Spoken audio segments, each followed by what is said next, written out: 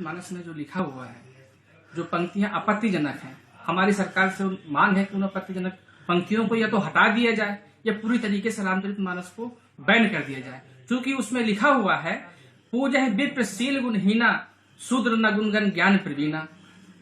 ब्राह्मण चाहे अयोग्य हो, मूर्ख हो, बेवकूफ हो, किसी काम का ना हो, नलायक हो, वो पूजनीय है। लेकिन शूद्र चाहे जितना विद्वान हो, पढ़ा लिखा हो, तेजस्वी हो, ज्ञान का भंडार हो उसके पास में, लेकिन वो पूजनीय नहीं है। तो शूद्र कहकर के आखिरकार तुलसीदास जी किसको अपमानित करना चाहते हैं? वर्ण व्यवस्था के आधार पर 4 वर्ण हैं, ब्राह्मण, क्षत्रिय, वैश्य, शूद्र।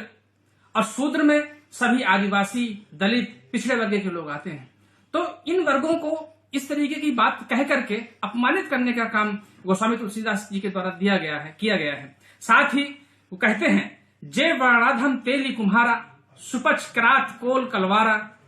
अर्थात जो वर्णों में अधम है, नीच है, वो तेली, कुम्हार, सुपच, किरात, कोल, कलार, ये जातियों के लोग हैं।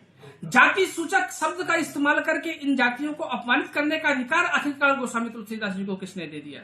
वो आगे लिखते हैं कि ढोल गंवार शूद्र पसनारी सकल तारण के अधिकारी।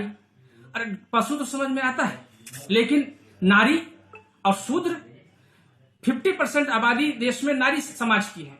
नारी चाहे किसी भी जाति, धर्म, वर्ग की क्यों ना हो, उसको प्रताड़ित करने के अधिकारी है, शूद्र प्रताड़ित करने का अधिकारी है।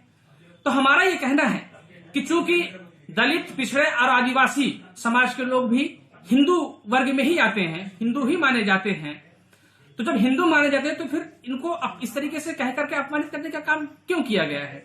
इसलिए हमारा सरकार से अनुरोध है कि जिस तरीके से हम लोगों को किसी ने अधिकार किसी को गाली देने का नहीं दिया है, उसी तरीके से किसी और को भी हम लोगों को गाली देने का अधिकार